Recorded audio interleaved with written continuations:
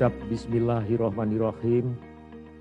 Pada hari ini, Rabu tanggal 9 September tahun 2020, pukul 08.10 waktu Indonesia bagian Barat, desentralisasi pendidikan pengembangan spesialisasi, pelaksanaan tugas pemeliharaan keamanan dan ketitipan masyarakat untuk fungsi teknis Intelkam, fungsi teknis Binmas, dan fungsi teknis Sabara secara resmi saya nyatakan dibuka.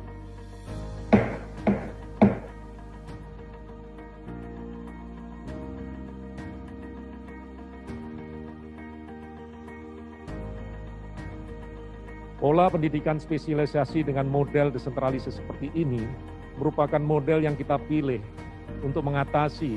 Yang pertama adalah kendala luasnya wilayah. Yang kedua, besarnya jumlah personil Polri. Yang ketiga adalah terbatasnya waktu dan cepatnya perubahan tantangan dalam pemeliharaan Kamtibmas seiring dengan perkembangan masyarakat yang dihadapi oleh Polri. Selama ini pola operasional pendidikan spesialisasi dilaksanakan secara terpusat di pusdik-pusdik sehingga hanya mampu menyerap 10% dari total personil Polri yang ada. Padahal pendidikan pengembangan spesialisasi ini merupakan kegiatan yang sangat penting untuk pengembangan kemampuan spesialisasi setelah pendidikan pembentukan. Sumber daya manusia adalah aset utama organisasi, sebagai unsur utama yang menentukan keberhasilan organisasi Polri.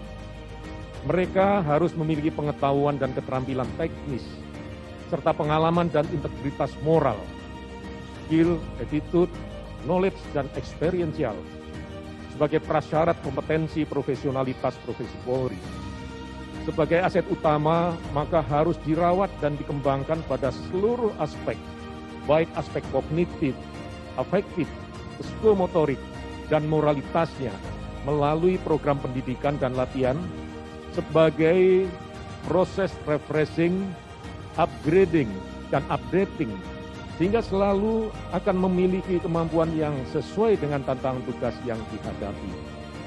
Marilah kita hilangkan pandangan dan kesan bahwa penugasan pada bidang pendidikan dan latihan adalah tempat yang tidak penting, sehingga dijadikan sebagai sarana penempatan orang-orang yang bermasalah untuk numpang naik pangkat atau mendapat jabatan. Akibatnya menimbulkan kesan ketika ditugaskan di lembaga pendidikan dan latihan akan merasa dibuang dan tidak ada motivasi. Kondisi seperti ini tidak boleh terjadi. Justru lembaga pendidikan dan latihan harus menjadi prioritas agar bisa menjalankan misinya dengan efektif. Langkah itu sudah mulai kita lakukan, mulai dari pembinaan moralitas dan motivasi personil di Lemdiklat.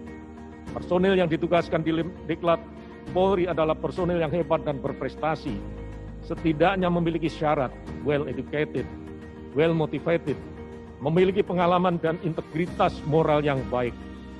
Karena akan menjadi teladan dan melakukan transformasi pengetahuan dan keterampilan, transformasi pengalaman dan moralitas kepada para peserta didik. Dengan latar belakang itulah, maka saat ini kita buka pendidikan spesialisasi pengembangan fungsi Harkamtibmas dengan sistem desentralisasi pada bidang fungsi teknis, Intelkam, Binmas, Sabara sebagai pengemban fungsi deteksi dini, preemptif dan preventif, dan manajemen operasional Polsek sebagai satu materi pelatihan baru untuk memberikan bekal kemampuan manajerial para Kapolsek atau calon Kapolsek yang selama ini belum pernah dilaksanakan pelatihan.